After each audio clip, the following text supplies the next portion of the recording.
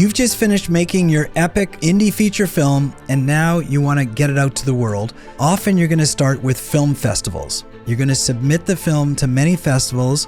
Hopefully you're going to get accepted, and hopefully you're going to have fun screening it in front of a lot of people. But navigating the festival world is an art unto itself, and today we're going to discuss it.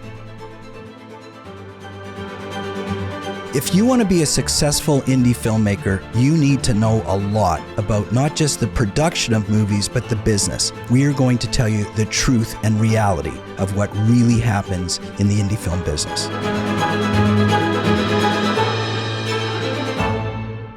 Hi, everybody. Welcome back to Indie Filmmaking Truth and Reality. I'm your host, Jeff Everett, and today we are going to take a deep dive into film festivals. All filmmakers love the idea of submitting to film festivals. You know, you've made your epic feature film, now you want the world to see it. So basically you're going to potentially start with submissions to festivals, and then hopefully after that you release it and distribute the movie. Now, you don't have to do a festival release or festival run. All right. A lot of filmmakers say, oh, no, I need to put my film into a festival or in order to get notoriety, in order to get buzz going, in order to get, some feedback, that type of thing, which is all true. But it's not necessary. Like, there's no rule book that you have to submit to festivals. Sometimes a filmmaker might say, hey, I don't really want to waste a lot of time in the festival circuit. I'm just going to go straight to distribution. I'm going to give my film to a distributor and let them release it and try to start generating, revenue and awareness through that, as opposed to going to festivals. So why would somebody want to do a festival run? There's a few reasons, and in no particular order. Number one, as an indie filmmaker, it might be the only, having your film shown in festivals might be the only time you actually see your film run on a big screen, like a theatrical release of your movie or a theatrical screening of your movie. I mean, sometimes, as a filmmaker, you'll rent a theater for a cast and crew and good friends screening, as a party. But if you can't afford that or you haven't done that, maybe the only time you're going to see your film exhibited on a big screen would be at a festival. So that would be one reason to do it, albeit I wouldn't say a great reason, but it's a reason. But closely related to that is, what I like about festivals is you're screening your movie usually for the first time in front of an audience, a third-party audience that you don't know. Remember, this is a festival audience, right? As opposed to a friendly family and friend or cast and crew screening where people are going to be friendly to you. So when you're screening to a third-party arm's length audience that you don't know, it's interesting to see how they react to the movie and to get their feedback. All right, so you're going to get feedback in two ways. One is, and I highly recommend you do this, that when your movie screens at a festival, you should sit in the audience with the audience, like sit amongst them. Don't let them know that you're the director, producer, whoever you are. Just sit amongst them and watch them react to the movie. That will be honest feedback.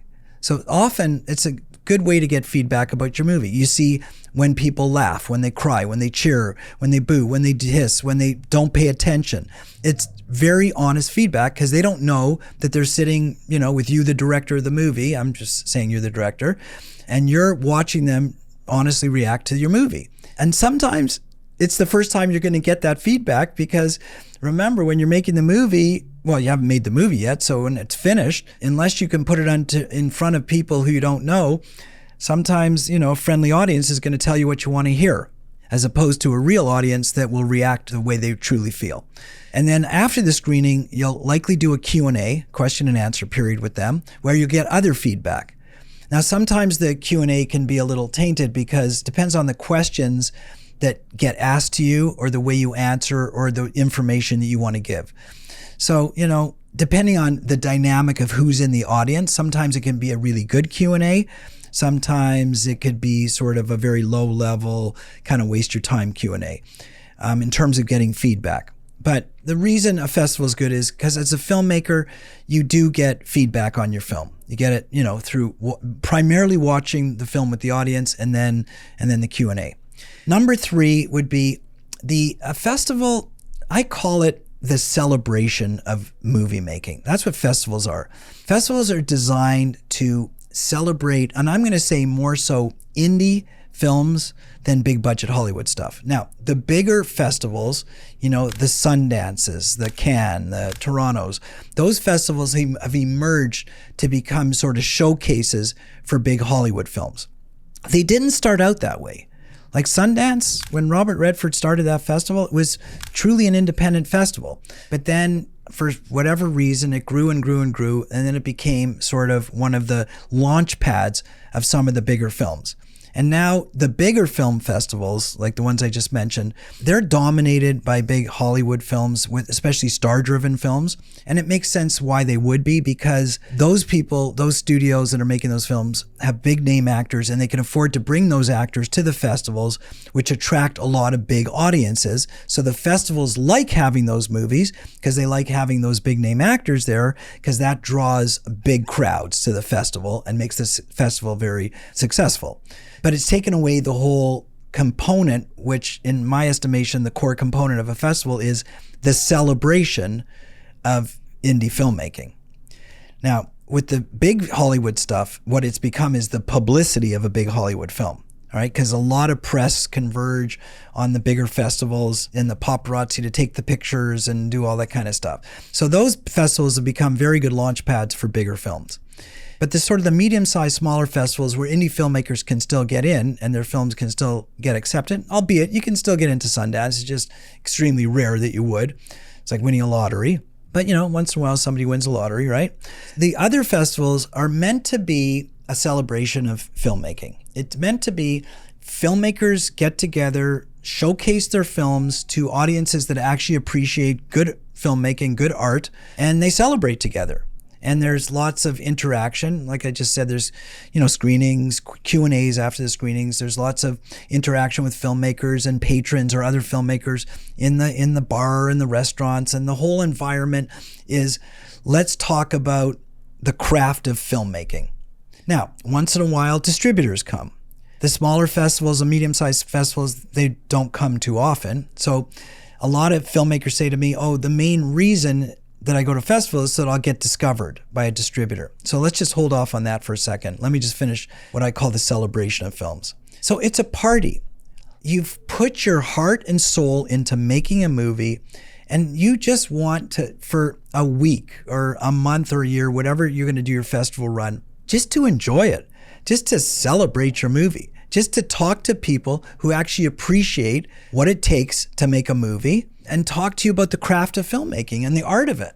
I mean, that's where you're going to get that kind of feedback. In contrast, you go to a market, like you go to the American Film Market or the Marché de Cannes, which is right beside the Cannes Film Festival, one of these other markets, they're not going to talk to you about the art of filmmaking. They're not going to talk about plots and characters and storylines and techniques that you use to film. That's festivals. That's where you talk about that. In a market, you're just going to talk about distribution. You're going to talk about how the film's going to get released, how much money it's going to generate, what the marketing campaign is going to be. You're going to talk all the business stuff. So it's not going to be as much fun. It's not a celebration. A market is the business of film, whereas a festival is the art and celebration of film. That's why festivals are fun for filmmakers. Now, as I said before, a lot of filmmakers say, well, I want to go to these festivals because this is where the distributors go and I'll get discovered. And we've all heard the story where somebody screened, they got discovered and Netflix bought the movie for $10 million. Once in a while, you hear a story like that. But I'm going to tell you, I'm going to debunk. This podcast is called Truth and Reality. I'm going to tell you the truth and reality. All right? That rarely, if ever, actually happens. Maybe it happened once or twice in the last decade, maybe. All right. For the most part, these films, first of all, the distributors generally only go to the bigger festivals. All right. They go to the big Hollywood celebrated movie festivals because that's where they want to see the big films. All right. Now, in addition to the big Hollywood films, you're going to get sort of secondary level films, but you're not getting, micro budget films. You're not getting $200,000, $300,000, even $700,000 films. Sometimes you are. You're getting $5 million films. So these are still what I would call bigger budget films in the indie film world. So they're going to Cannes, they're going to Berlin, Sundance, these festivals, Toronto, and chances are most indie films aren't getting into those festivals. So distributors are going there and they're seeing sort of, I'm going to say A- films, And they'll pick them up. They'll definitely pick them up, and some will get theatrical releases, some will be celebrated. But I'm going to tell you that for the most part, a lot of the films that they're going to see, they already know about. The festival is just putting them in there so that the festival can kind of celebrate the festival. These films are already pre-spoken for the most part. A lot of distributors already know, because if you get to a festival and the first time you're seeing a film is at that screening and you're sitting with 20 other distributors, it's kind of too late. I know, I was a distributor. I sat in many of those screenings. It's kind of too late. You do not want to get into a bidding war with 20 other distributors right after that screening. Chances are you've already explored the film, and the reason you're going to go watch it in a festival is you're going to see what the audience, how their reaction is. You want to see what they're going to do on the film that you're hopefully already in negotiations on when you're a distributor. Now, the smaller festivals, chances are distributors are not going to these festivals. Why? Because they don't believe the films are worth seeing and acquiring. So I can't say it happens all the time. Once in a while, maybe a distributor will go to a smaller festival, but usually they don't go. And again, I know I was in distribution for the longest time. I know what festivals I went to. I know which ones I didn't go to as a distributor, as an acquisitions person. All right, as a filmmaker, I know when I put my films into festivals where there were distributors, where there weren't. So for the most part, this legendary myth about going to a festival and finding a distributor is likely not going to happen. You want to find a distributor, an agent, you probably have to go to a market, a film market, which can be super intimidating and a lot more expensive. All right. Now, every once in a while at a festival though, and here's the fourth reason why festivals are good, is because they have seminars and they have learning, they have educational panels. A lot of, the attendees, the patrons of the festival go to those because they're curious to see what goes on. And often the filmmakers talk at those panels. But as a filmmaker, there might be a panel on distribution or on financing or stuff that you want, or marketing. So if and when there's panels like that at a film festival, it's actually worthwhile to go, because now they're inviting, say, certain distributors to talk and do a panel at the festival. And that's an opportunity to not only hear how it works, but to maybe afterwards meet with one of those people who is there. Because now you see who they are. So they're maybe at the bar later. You can approach them. Clearly, they're going to be receptive because they came to the festival. So that's an opportunity for learning and networking. And that's a real situation. But not all festivals have those panels. Sometimes they publish what they're going to do before they do it, or sometimes it's a surprise. But that's also an opportunity. And that's where you might get lucky and you might find a distributor. But I'm also going to tell you, and there's an episode just on how to find a distributor. Don't make that the exclusive way to find your distributor. I mean, there might be 5 or 6 distributors. There's not going to be 50 of them. Not that you have to talk to 50. All right. So if you find what you're looking for at the festival, the chemistry's right with that distributor, she says the right things to you, or he tells you what you want to hear and you like the chemistry, then that's fine. Then you can get into the negotiation of the deal. But if you don't like what you see, it doesn't mean there's not a lot of other distributors out there. So you can still go shopping for them. And we'll talk about how to get distributors in a different episode. So festivals are great. For those reasons, all right? A celebration of film, perhaps finding a distributor in an educational seminar, seeing how the films get screened with audiences, a Q&A, and chatting with other filmmakers, just celebrating your film. Now, here's the challenge with the whole festival thing. This is where I frankly think it's sort of a bit of a scam, the whole festival thing. It probably didn't start off this way, but it's grown into this. When you go to try to navigate the whole festival submission world, it's very complex, confusing, and a little bit aggravating. And I'll tell you why. Now, most of the festivals use a clearing house, like a clearing platform called FilmFreeway. FilmFreeway, I gotta say, I use it all the time. It is a very well-organized, professional, well-run app that allows you to submit to festivals. It is super, super well done. So kudos to you, FilmFreeway people. You made a great platform and made it so much easier for filmmakers to submit to festivals. You go on to FilmFreeway for the most part. I mean, not every festival is accessible through FilmFreeway. There are some people who just say, no, you got to come directly to our festival. But for the most part, most of the festivals are accessible through this one platform called FilmFreeway. All right, you could get a free account. There's paid levels if you want, say, more, discounts or marketing or whatever. They have FilmFreeway is very well organized. Go on to it, check it out. All right. Now you say, okay, now I'm on FilmFreeway. I got an account. I set my film up. I want to submit to festivals. You go on and you type in festivals. Up pops, 12, 13, 14,000 festivals. You can't possibly submit to all of them. So now you got to start to filter. So they have great filtration tools down the left side. So number one would be, all right, are you submitting, say, a feature or a short? All right, so let's say it's a feature. So right to say that eliminates, 3,000 festivals right there because those were only for shorts.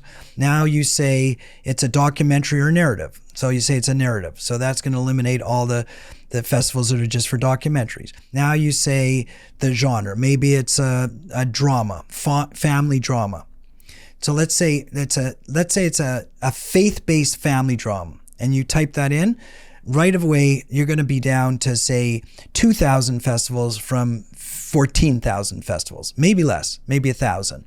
So as you filter down and you put in your criteria, then it filters them and makes it more focused on what you should submit to. Sooner or later, after you've done a lot of filtration, then you can filter by price, how much the price point is, how old the festival, how many years the festival has been running. Location, obviously. Do you want it in the United States? Do you want it elsewhere around the world? So there's lots of things you can filter down. So you put in all your criteria and you get it down to, let's say, I'm just going to pick a number, 400 festivals that would fit all your criteria. So now you got to figure out, okay, these 400, they all fit my criteria. Which ones am I going to submit to? Because again, I doubt you're going to submit to 400 festivals. And the average cost, by the way, depending on when you submit. So if you submit, there's always sort of an early submission. There's about 5 or 6 submission timeframes. There would be like the regular submission, then there's an early submission, which is a little cheaper, the regular submission, and then late submission, which costs you a little bit more.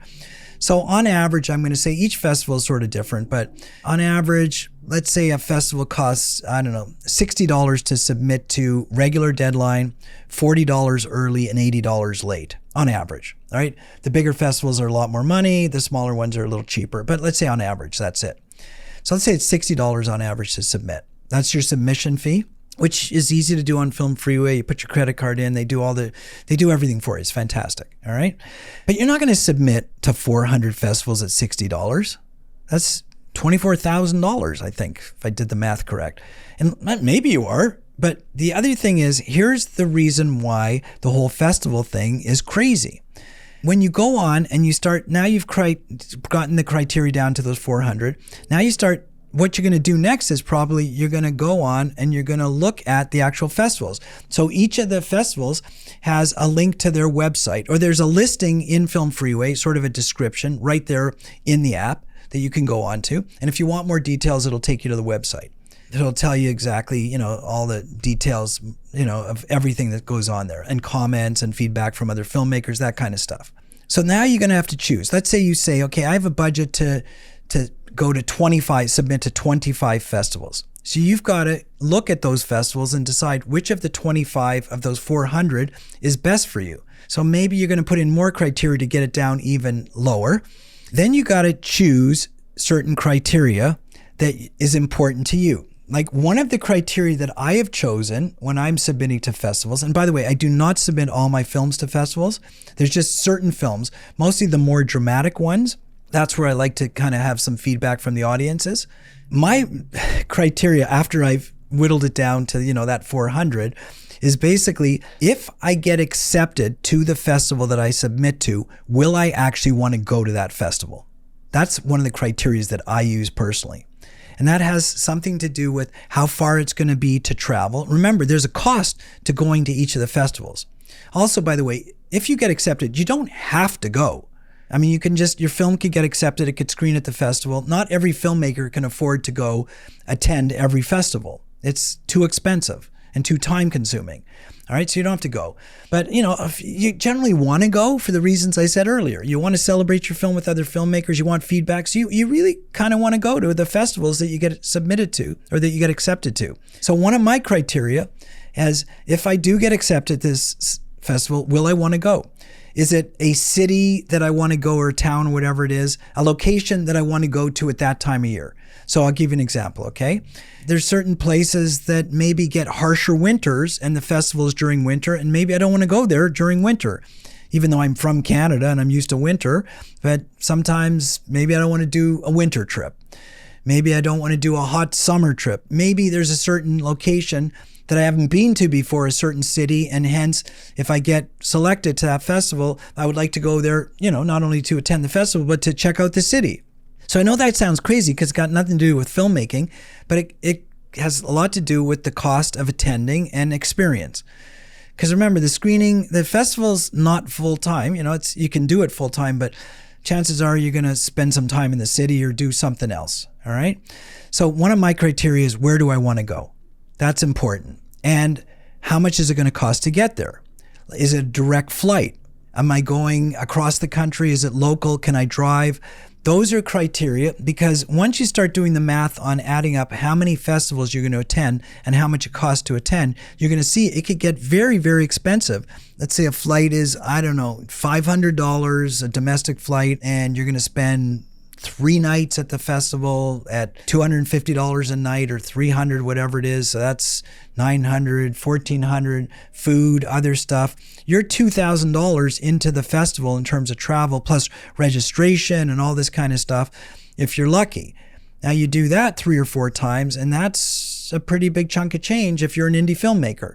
So you got to kind of be picky and choosy and decide which festivals you want to attend if you get selected, and how much it's going to cost. You got to do a budget. Everything I've talked about so far is the easy part. The trickiest part is this. And here's where, when I said it's a bit of a scam, here's what I meant. All right? There's a lot of festivals that have criteria as to what the status of your film is in terms of premiering.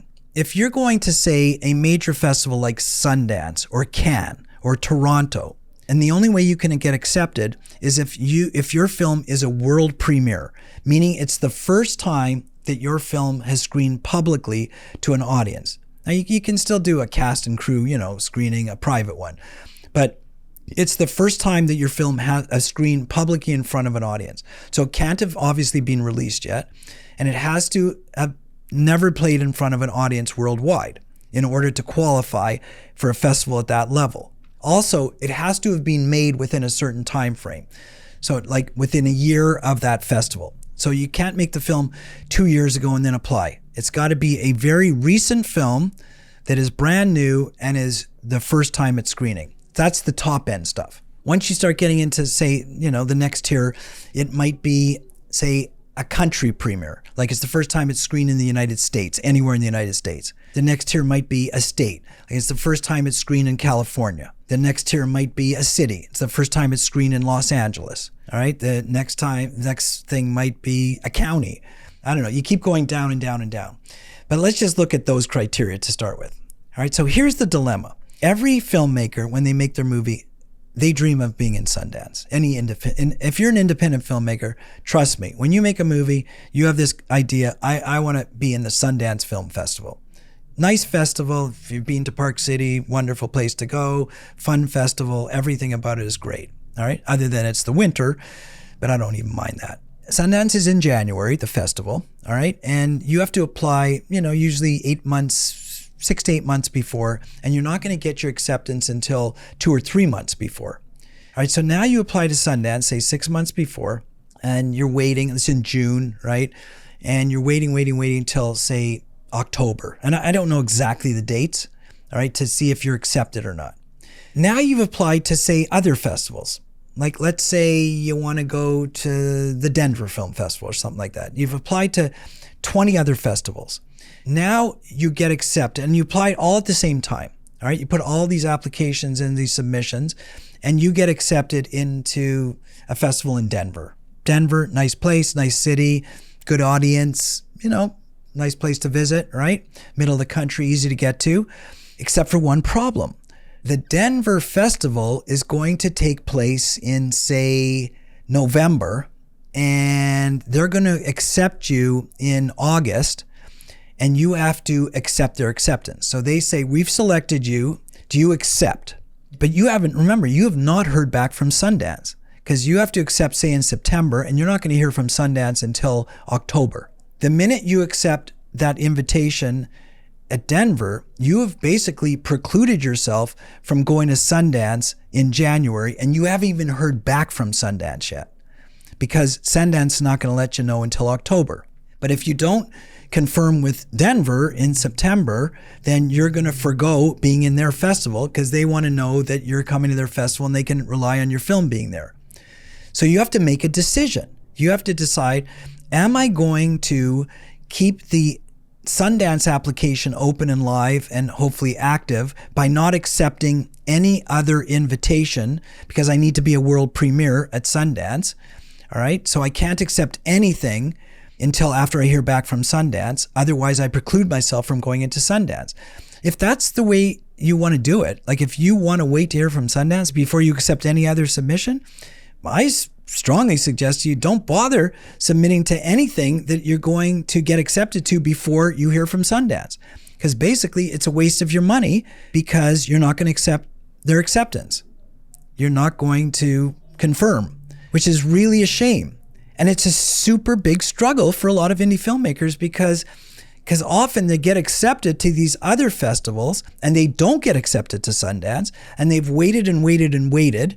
And it's not easy to get into Sundance, okay? It's like one out of, I don't know, it's like 15,000 submissions last year, some crazy number. So the statistics are super low, but it's a dream.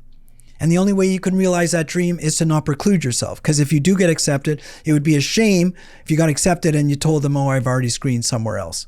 So you hold off. You hold off and you wait. And in some ways it's delusional, but it's hope. And a lot of dreams are delusional. But all these other festivals that you forewent the opportunity to go, come and go, and they bypass you. Now, all of a sudden, you've waited, 6 months to a year to get into a festival, Sundance, that you don't get into. And sorry, Sundance, I'm just using you as an example. You're a great festival, and I'm not picking on Sundance, okay? It's a wonderful place to be if you get accepted. Just chances are you're not going to. So you wait and wait and wait on this hope and this dream, and you basically, for 8, 10, 12 months, preclude every other festival because you don't want to forgo your opportunity to be in Sundance. What a shame. That to me is why it's a bit of a scam, because do people really care if you're a world premiere? Honestly, like, you're a low budget indie film. I get it if you're a big budget Hollywood film and you want to make a big splash, but honestly, does it really matter? Does anybody really care? This is why it really bothers me how these festival submissions work, because has these festival operators actually ever made a film? Do they know what it's like to have that feeling of being having to not be able to be accepted or screen in any other festival, waiting on the false hope that they're going to be accepted to yours? It's just not fair. It's not right. It doesn't make sense, because nobody frankly cares. And so you screen in Denver and, a couple hundred people, maybe 500 people see the film. Whoop-de-doo. They had a good time. They talk about it. It's not going to taint the screening at Sundance. Now, the Sundance programmers who are listening to that saying, yes, it will. Yes, it will. I say, no, it won't. And you're just basically, you are playing with the minds of filmmakers. And it's really just so aggravating and upsetting for those filmmakers who are listening, who have been through this process and know what I'm talking about. Like, there's so many other festivals that will accept your film, smaller festivals, albeit than Sundance, that are willing to accept your film and celebrate your film. You might be the premiere screening at a smaller festival when you're going to be like the Tuesday morning at 8 o'clock screening at Sundance, if you're lucky, when it's snowing. All right. So having to wait and forgo all these other opportunities in the hopes that you're going to get into this bigger festival is just, I call it a scam. It's a shame. It's a farce. It doesn't make sense. It's not good for filmmaking. It's not good for audiences. It's not good for the industry. And there's no reason for it. But it's the way it is, and you got to navigate it. You got to juggle it if that's how you want to manage the festivals, because otherwise, if you did get accepted, you've precluded yourself. So I frankly get super aggravated by that whole process. And then there's all the timing as to when each thing is going to happen. So, I'm just talking about one festival, Sundance. I mean, you add the layers. You add in the layers of, it's got to be, a country premiere. It's got to be a state premiere. You do that. I mean, literally, you need a very sophisticated spreadsheet to plan and map out all of the submissions so that if this were to happen, if this. And then the truth is, all you're doing really is submitting. So you have no idea who's going to actually accept you. Right? So you're going to throw it out. It's basically throw spaghetti against the wall and see what sticks. But when it sticks, you got to decide, do I want it to stick? No, you got to take it down because you want another piece to stick better. So it's super complicated and super aggravating when it comes to navigating that kind of thing. The other thing about the festivals that is a little bit of a scam is that there are a lot of what I'm going to call illegitimate festivals. All right. This primarily started as a result of COVID. When COVID hit, the pandemic hit, festivals couldn't screen live, obviously, right? Nobody could go to movie theaters and sit together. So everybody went online. And the minute they went online, it changed the whole nature of a festival because the festival is meant to be people gathering together. But, those couple of years were tough years for everybody. So everything was online, right? Now, a lot of the festivals obviously have come back live, which is great. But a lot of them have still stayed online. Not only have a lot stayed online, why? Because it's cheaper for them. They don't have to rent movie theaters or have any logistics or anything like that. And they still charge the same submission fees. And, and they still charge for screening, patrons and stuff. It's a different experience. But there's been hundreds and hundreds, perhaps thousands, FilmFreeway could statistically tell me, of new festivals that have come online recently that are all virtual. None of them are physical. So there are all these brand new festivals and contests and all this kind of stuff that don't have any physical screenings. They're all virtual online. And they charge submission fees and they have what I'm going to say bogus awards and all this kind of stuff. And they're not real. I mean, I'm not sure they even have any audience. I think that all they do is there's the business model is just charging submission fees. So if you could get, 2,000 submissions at $60 each, you make not a bad living for running your festival twice a year online. And I just don't know if those are legitimate and real. I think that a lot of filmmakers are taken by them because a filmmaker has so much hope to get, into a festival that they start submitting to all these other ones. And I say, yeah, but is it real? Like, what's the point of this one? You're not going to even sit with an audience. You're not going to get any reaction. There's no interaction. Yeah, they say online there's some interaction. And, and I'm not saying that can't happen. There can be, Zoom meeting rooms and chat rooms and stuff like that. So, I believe in technology. It's working, but it's just not the same thing.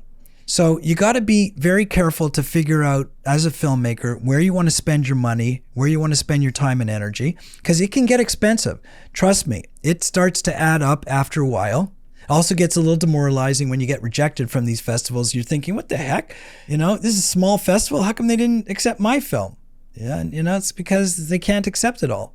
So the festival thing can be very rewarding and fun if and when you get into the right festivals. And I'm going to a festival this weekend. One of my films got accepted, and I'm not a huge festival guy anymore. I used to go a lot more, but I'm looking forward to it. I think it's going to be a good experience. I'm going to put on my filmmaker hat, hobnob with all the other filmmakers, hobnob with the audience. I'm going to wear my real filmmaker's hat as opposed to my distributor's hat because I know what I'm going for. I'm going to have a good time, a good social time, and celebrate the movie that I made. All right. I'm not going for business. If some business happens, great. I don't expect it to. All right. So film festivals can be fun that way, and I'm going to have a good time this weekend. But generally speaking, you got to make sure that you can navigate this process properly, to know how to submit, to know how to filter, to know how to choose, to know how to do it in order. There are people actually who are consultants who can help you with this. They're generally, most of them are former festival programmers or people who really understand how festivals work. And they can also put in a good word with other festival programmers to maybe get you higher in the pile. The last thing I'm going to say about festivals, which is the other sort of negative thing, is, do they actually even watch your movie when you submit it? I mean, seriously, they're getting 5,000, 10,000 submissions. Do you know how many people it takes to watch, 10,000 feature films? You need an army of people.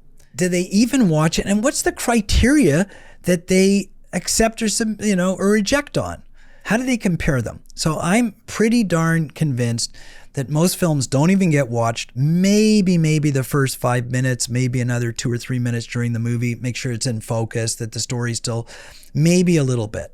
Unless you're the premiere film or the, one of the big event films, then maybe your film's going to get watched. But for the most part, I don't know. I just very skeptical on whether or not they actually watch the films. Enough said. That's the festival thing. At some point, you're an indie filmmaker, you should definitely go through the process and try it and hopefully enjoy it. But just know the downsides and the backside of what really goes on in festivals. As always, if you have questions or comments, please hit the link on my on the podcast and send me something, and I'm always happy to hear from you. Good luck.